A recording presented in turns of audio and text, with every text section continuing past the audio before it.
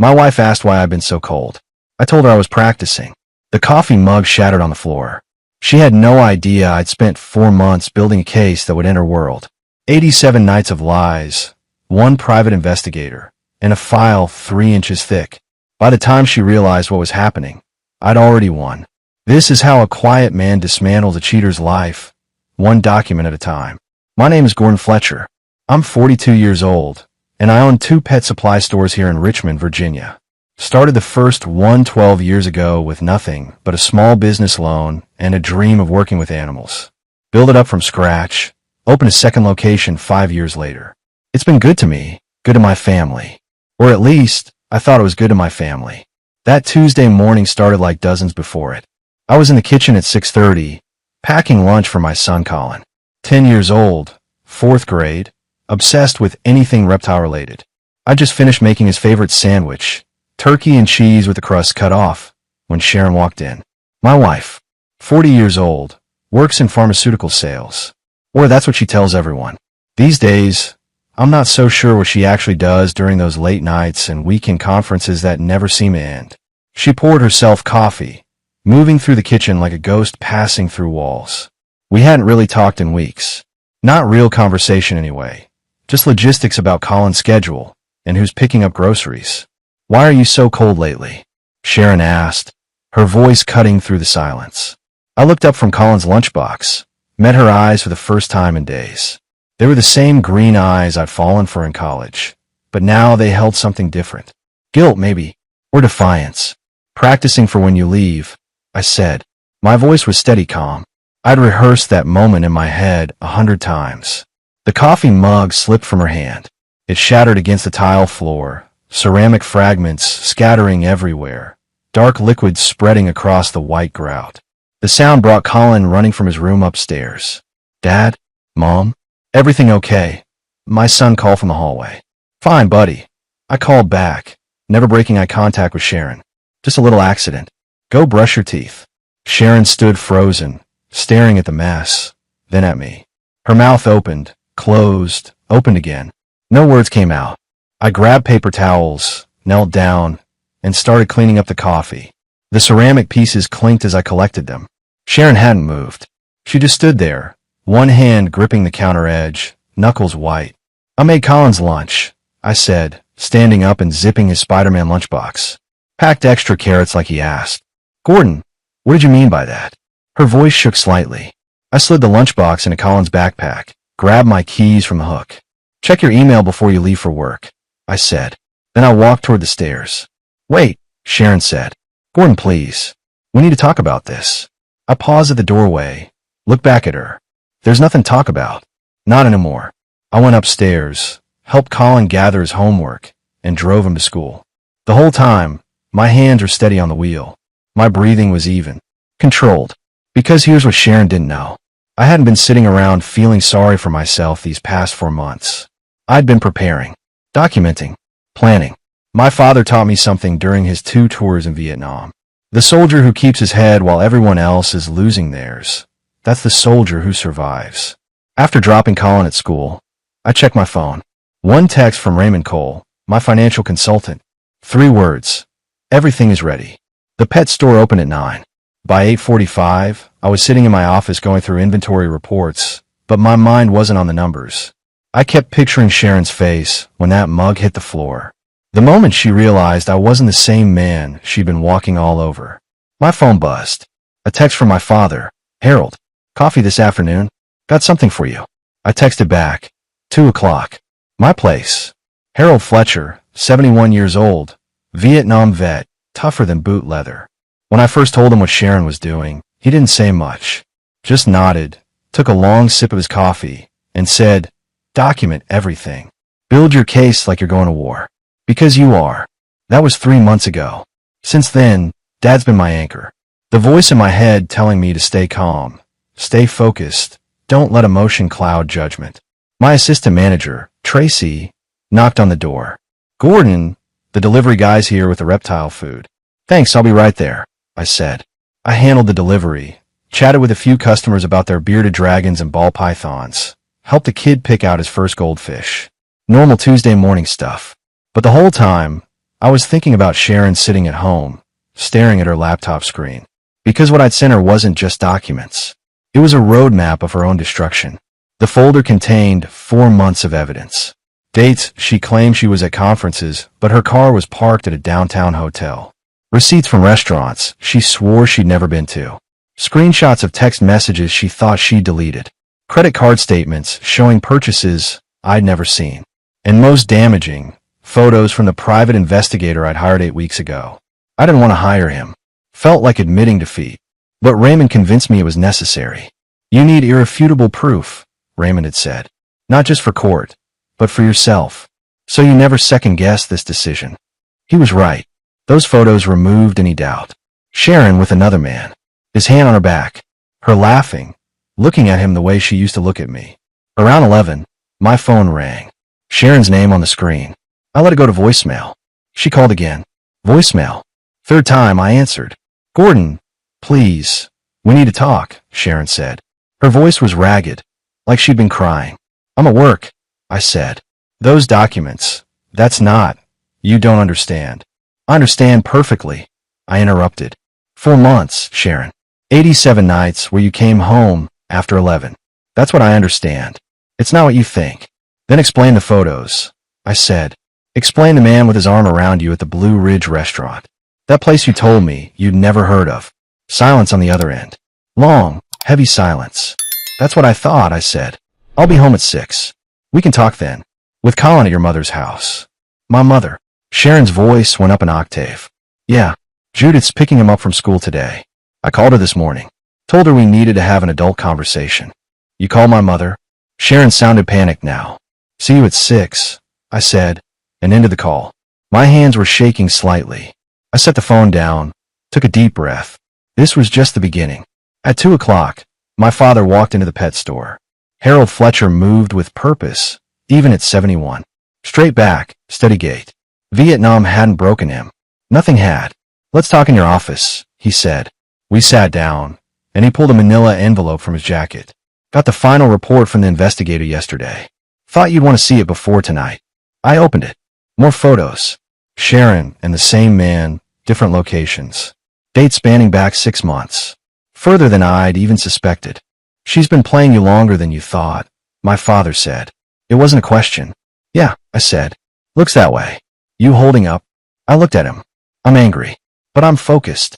Good, Harold said. Anger's fine as long as you control it. Don't let it control you.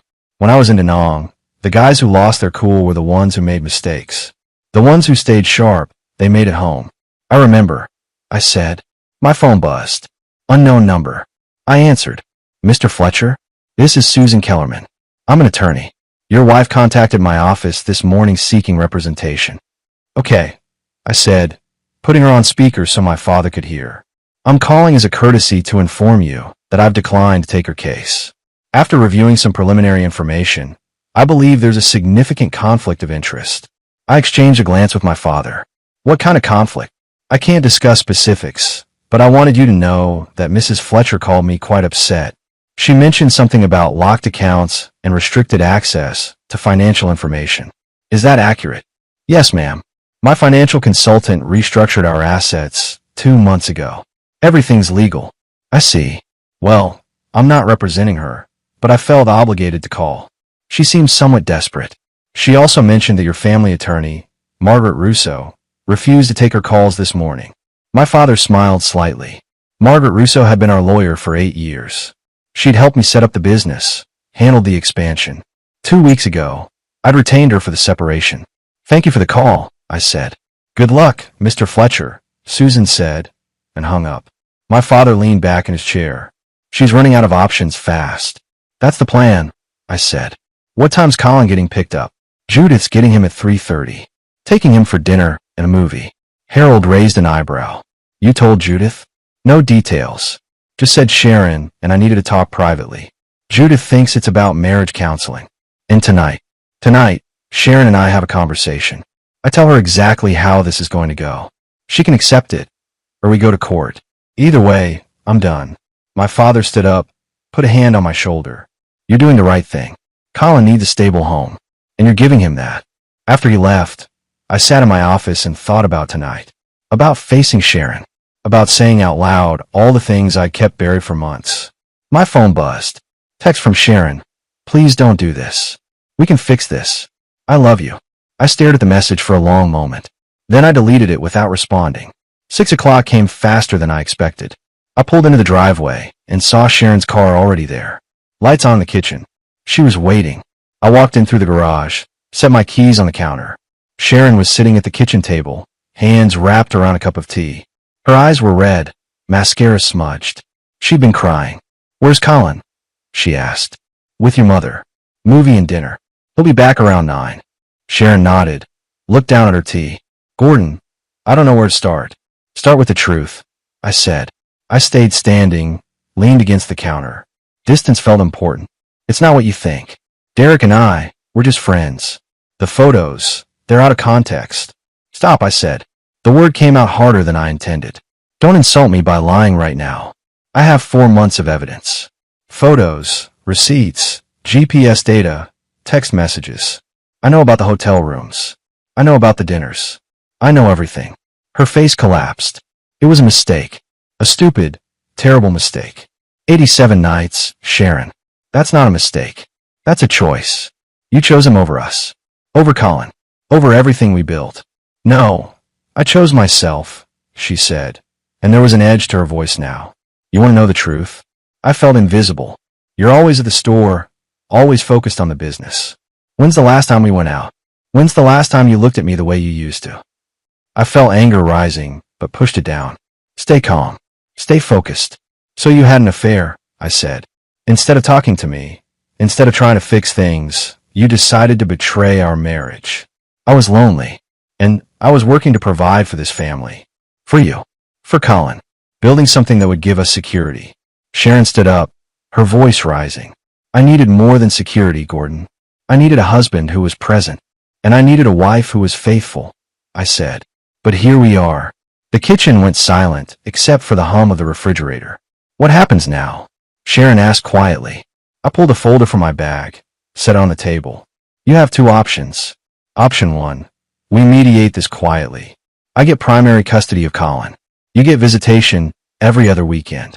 We split the house proceeds 50-50, but my business stays mine. You walk away clean. And option 2. We go to court. I present all of this evidence. Every photo, every receipt, every text message. The judge sees what kind of mother abandons her 10-year-old son 87 nights in 4 months. You lose custody entirely, maybe get supervised visitation, and you get nothing financially because you'll spend it all on lawyers trying to fight me. Sharon's hand shook. You can't do this. I already have, I said. The papers are ready. Raymond restructured everything legally. Margaret's representing me. You have until Friday to decide. I walked to the door, then turned back. I loved you, Sharon. I would have done anything for you. But you threw it away. Now you deal with the consequences. I left her sitting there and went to pick up Colin. My hands were steady on the wheel. 3 days after the confrontation, I was restocking aquarium supplies when my phone rang.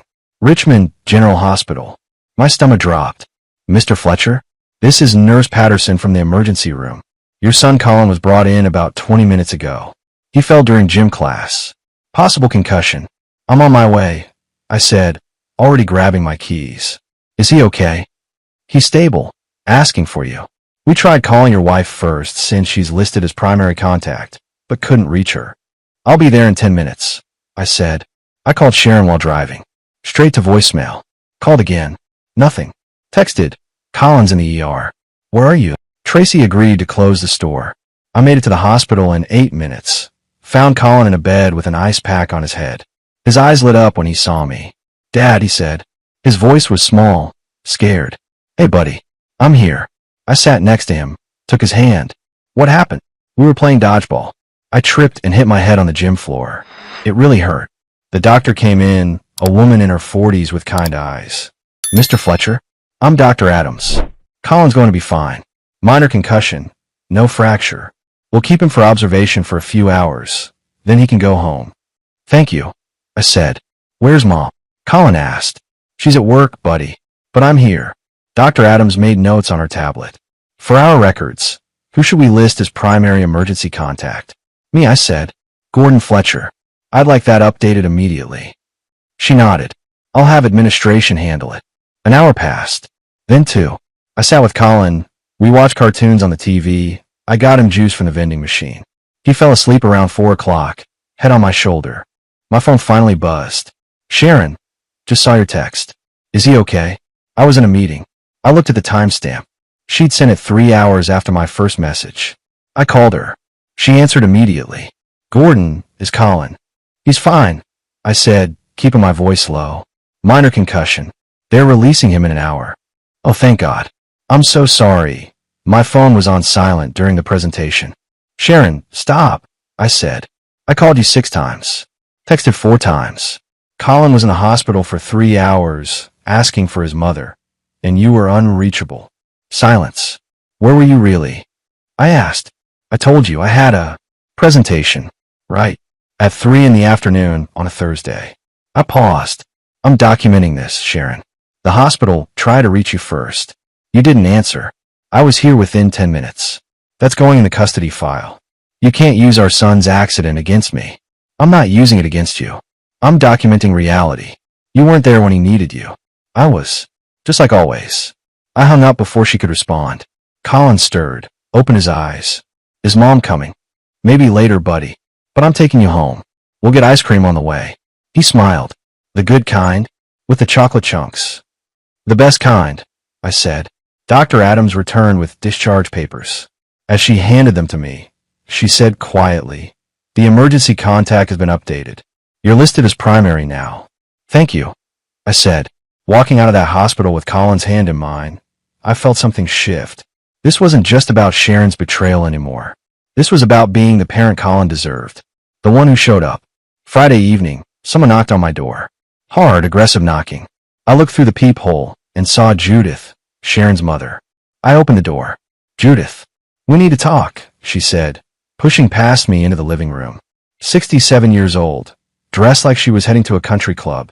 Pearls, designer handbag. That look of permanent disapproval she perfected over the years. Colin's upstairs doing homework, I said. Good. Then we can speak freely. Judith turned on me, eyes blazing. What exactly do you think you're doing to my daughter? I'm not doing anything to her. She did this to herself. Oh, please. Sharon made a mistake. One mistake. And you're trying to destroy her entire life over it. One mistake. I kept my voice level. Judith. She had an affair for 6 months. She abandoned our son repeatedly. That's not a mistake. That's a pattern. You're exaggerating. Sharon works hard. She has a demanding career. She was at a hotel with another man while Colin was in the hospital. I said. I called her 6 times. She didn't answer once. Judith's expression faltered slightly, but she recovered quickly. She was in a meeting. No, she wasn't. And, you know she wasn't. I crossed my arms. Why are you really here, Judith? I'm here because you're being cruel. Sharon is falling apart. She's my daughter, and I won't stand by while you humiliate her. I'm not humiliating her. I'm protecting my son. By taking him away from his mother. Judith's voice rose. You're being vindictive. You're punishing her because your ego is bruised. My ego. I felt anger rising but controlled it. This isn't about my ego. This is about Colin needing a stable home with a parent who actually shows up for him. Sharon loves that boy. Then where was she Tuesday when he fell? Where was she last month during a school play? Where was she for the past 87 nights when she came home after midnight? Judith opened her mouth, closed it. She had no answer. I have documentation, Judith. Photos, dates, times, GPS records. Your daughter made choices, and now she's dealing with the consequences. You're a cold man, Gordon Fletcher, Judith said. I always knew Sharon deserved better than someone who spends his days selling dog food. There it was. The contempt she'd always had for me, barely concealed behind polite smiles at family dinners. Better than a faithful husband who provides for his family. I said, better than a father who's actually present? Yeah, she really traded up with a married guy from her office. Judith's face went red. How dare you? I think you should leave now, I said, walking to the door and opening it. This isn't over, Judith said, grabbing her purse. Sharon has rights. She's going to fight you. Let her fight, I said. I have truth on my side. What does she have? Judith left without another word. I closed the door and leaned against it, taking a deep breath. Colin appeared at the top of the stairs. Was that Grandma? Yeah, buddy. Why was she yelling? Adult stuff. Nothing for you to worry about. I climbed the stairs, ruffled his hair. How's that math homework coming? Almost done. Dad, are you and Mom getting divorced? The question hit me like a punch. I've been dreading this moment. I sat down on the step next to him. Yeah, buddy. We are. But that doesn't change anything about how much we both love you. Colin nodded slowly. Is it because Mom's always gone? Kids see more than we think. It's complicated. But you and me, we're solid. Nothing changes that. He hugged me. Okay, Dad. Later that night, I made a note in my journal. Judith's visit, her threats, her defense of Sharon despite the evidence. Everything documented. Everything recorded. My phone buzzed. Raymond, Sharon's attorney filed a motion for temporary custody. Hearing scheduled for next Thursday. I texted back. Let them come. We're ready. Tuesday morning, I met Raymond Cole at his office downtown. 50 years old, sharp as they come, been handling my finances since I opened the second store. The man who'd helped me build an impenetrable fortress around everything I'd worked for. Sharon tried to access the business accounts yesterday, Raymond said, sliding a printout across his desk. 3 separate attempts. All denied. I studied the paper. She tried the main operating account, the payroll account, even the equipment fund. What did the bank tell her? That those accounts are held in a business trust with you as sole trustee. She has no access, no claim, no authority. Raymond leaned back in his chair. She called me directly after that. Asked me to explain why she couldn't access her money. What did you say? I explained very politely that the business assets were restructured 8 weeks ago in accordance with Virginia law. Everything's legitimate. Everything's documented. She didn't take it well. I bet she didn't. Raymond pulled out another folder. Here's where it gets interesting. Sharon's attorney, that guy she finally found, sent me a formal request yesterday. Wants complete financial disclosure within 48 hours. Give it to him, I said. Every document, every statement, every receipt. Show them exactly how protected everything is. You sure? Sometimes it's better to make them work for information. I shook my head. No games. I want them to see the wall they're up against. Let them understand there's no crack in this foundation. Raymond smiled. I like it. Overwhelming force. Your father teach you that? Yeah. He said if you're going to fight, make sure the enemy knows they've already lost before the first shot's fired. Smart man. Raymond organized the papers. One more thing. The house. It's still jointly owned, but I've prepared documents to force a sale. Market value is around $400,000. After the mortgage, you're looking at about $220 in equity. Split 50-50, she walks with $110. That's more than fair. It is.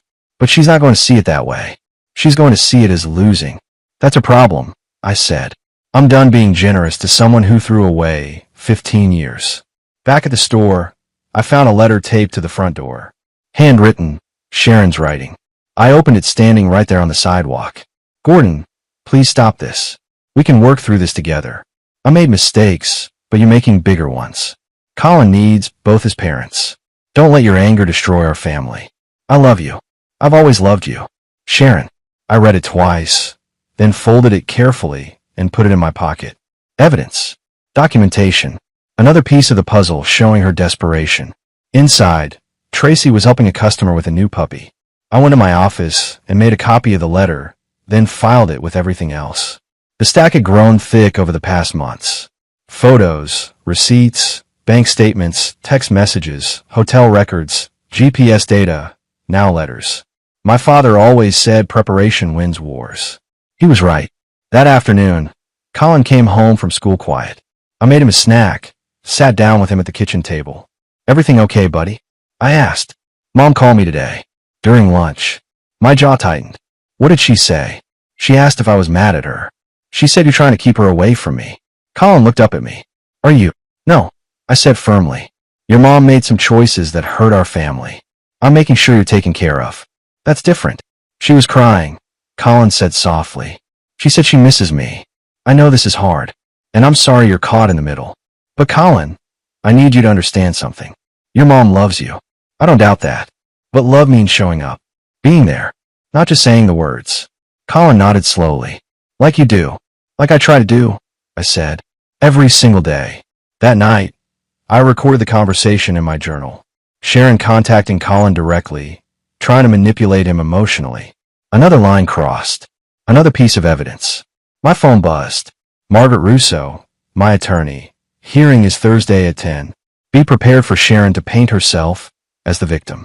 Stay calm. Let the evidence speak. I texted back. I'll be ready. Wednesday evening, Sharon showed up unannounced. I heard her car in the driveway, watched through the window as she sat there for a full minute before getting out. She looked exhausted. Good. Colin was at a friend's house. I planned it that way. Knew she'd eventually come. I opened the door before she could knock. Sharon, can I come in? Her voice was small, defeated. 5 minutes, I said, stepping aside. We stood in the living room. I didn't offer her a seat. Didn't offer anything. My phone was in my pocket, recording. Virginia's a one-party consent state. Everything legal. Gordon, please. This has gone too far. Sharon's eyes were red. I know I messed up. I know I hurt you. But we can fix this. No, we can't. Yes, we can. Couples therapy, marriage counseling, whatever you want. I'll do anything. You had months to do something. You chose Derek instead. She flinched at his name. That's over. I ended it. I told him I'm working on my marriage. You don't have a marriage to work on. You destroyed it. Don't say that. Her voice rose. 15 years, Gordon. 15 years together. That has to mean something. It meant everything, I said. Until you made it mean nothing. Sharon moved closer. What about Colin? What about our son? You're going to tear him apart because you're too proud to forgive me. I'm protecting him from a mother who abandons him, I said. Who wasn't there when he was in the hospital? Who missed his school events? Who chose a stranger over her own family? I made mistakes. You made choices, Sharon. Every single time you drove to that hotel, that was a choice. Every time you lied to me, that was a choice. Every time you ignored Colin's calls because you were with Derek, that was a choice. She was crying now, but I felt nothing. No sympathy, no guilt. Just cold resolve. I'm begging you, she said. Don't take my son from me. I'm not taking him. You gave him up when you decided your affair was more important than being his mother. That's not fair. Life isn't fair, I said. But consequences are real. You're learning that now. Sharon wiped her eyes. My lawyer says we can win in court. That judges favor mothers. Your lawyer's wrong. Judges favor the parent who's actually present. The one with documentation. The one who shows up. I pulled out my phone, stopped the recording. Like I'm doing right now. Documenting everything. Her face went white. You recorded this. Every word. Legal in Virginia. Just like I've recorded everything else. You're insane. I'm prepared, I said. There's a difference. Now your 5 minutes are up. Leave. She stared at me like she was seeing a stranger. Maybe she was. The man she'd married wouldn't have done this. But that man died the night I found out about Derek. I'll see you in court, Sharon said. Looking forward to it, I replied. After she left, I sent the recording to Margaret with a timestamp and notes. Sharon's admission that the affair happened, her attempt to manipulate me with Colin, her lawyer's overconfidence. My father called 10 minutes later. How you holding up? Solid. Sharon just left. I recorded everything. She make any threats? Said her lawyer thinks they can win. That judges favor mothers. Harold laughed. Her lawyer's an idiot. You got a file 3 inches thick. What does she have? Excuses and tears. That's what I told her. Good. Stay strong. Tomorrow's the hearing. Wear your best suit. Keep your answers short. Let Margaret do the talking. The judge will see through Sharon's act. Thanks, Dad. That's what I'm here for, son. You're doing the right thing. Thursday morning, 10 o'clock. Richmond Circuit Court, Family Division. I walked in wearing my best suit. Margaret Russo beside me carrying 2 thick folders. My father sat in the gallery, straight-backed, silent support. Sharon arrived 5 minutes later with her attorney, a young guy who looked nervous. She dressed conservatively, minimal makeup, trying to look like the wounded wife. I knew better. Judge Patricia Hendricks entered. 60 years old, reputation for no-nonsense rulings. She'd seen every trick in the book. Let's begin, Judge Hendricks said. This is a hearing for temporary custody of the minor child, Colin Fletcher, age 10. Mr. Fletcher, your attorney may present. Margaret stood. Your Honor, we're requesting primary custody for Mr. Fletcher based on substantial evidence of abandonment by Mrs. Fletcher. She laid out everything. The 87 nights Sharon came home late. The hospital incident where she didn't answer 6 calls. Colin's school records showing I attended every event while Sharon attended none. The financial records showing hotel charges and suspicious spending. Sharon's attorney objected weakly. Your Honor, Mrs. Fletcher is a working mother. Her career demands don't constitute abandonment. Then explain the hospital incident. Judge Hendrick said, looking at Sharon. Your son was in the emergency room. You didn't answer your phone for 3 hours. Where were you? Sharon's voice shook. I was in a meeting. My phone was on silent. At 3 in the afternoon on a Thursday. The judge's tone was skeptical. Yes, Your Honor. Margaret introduced the photos. Sharon with Derek Patterson. Timestamps, locations, dates she claimed to be working. Your Honor, Sharon's attorney said desperately. My client made mistakes in her marriage, but that doesn't make her an unfit mother. It makes her an absent one, Judge Hendrick said. She reviewed the documents for what felt like an eternity. Finally, she looked up. I'm granting temporary primary custody to Mr. Fletcher. Mrs. Fletcher will have supervised visitation every other weekend, pending full custody hearing in 3 months. Mr. Fletcher will remain in the family home. The house will be sold, proceeds split equally. Mrs. Fletcher has 30 days to secure alternative housing. Sharon collapsed in her chair, sobbing. I felt nothing, just relief. Outside the courthouse, my father hugged me. You did it, son. We did it, I said. Couldn't have done this without you. That evening, I told Colin. He took it quietly, nodded. So I stay with you. Yeah, buddy. You stay with me. Okay, he said. Then, softer. That's good. 9 months after that courtroom, life had settled into a new rhythm. The pet stores were thriving. I'd hired 2 new managers, giving me more time with Colin. Time I should have always had. Colin and I stood outside the new house. Smaller than the old one, but it was ours. 3 bedrooms, a yard where we'd built a treehouse together last month. Fresh start. Dad, can I paint my room blue? Colin asked. Any color you want, buddy, I said. Sharon had visitation every other weekend, supervised for the first 4 months, then unsupervised after she completed parenting classes. She'd moved to an apartment across town, started therapy. Some weekends Colin came back saying it was okay. Others, he was quiet. I never pushed. The divorce was finalized last month. Clean split, just like I planned. Sharon got her half of the house proceeds. Nothing more. The businesses stayed mine. Derek Patterson transferred to another state. His wife divorced him. Karma works. My father came over every Sunday for dinner. Him, me, and Colin. 3 generations of Fletcher men. Harold taught Colin to fish, taught him the same lessons he taught me. Patience, preparation, strength. You think Mom's happy? Colin asked one night before bed. I hope so. I said honestly. She's trying. That's what matters. Are you happy, Dad? I thought about it. Yeah, buddy. I am. We're building something good here. Just you and me. He hugged me tight. I love you, Dad. Love you too, Colin. Later, sitting on the porch, I thought about that morning Sharon dropped the coffee cup. The moment everything changed. I didn't regret it. Not 1 second. Sometimes the strongest thing you can do is walk away from what's broken and build something new. My phone buzzed. Text from Raymond. Store 2 hit record sales this month. You're doing great. I smiled. Yeah, we were doing great. Colin called from inside. Dad, can we watch a movie? Be right there. I called back. I walked inside, closed the door on the past, and focused on what mattered. The future. My son. Our life. We were going to be just fine.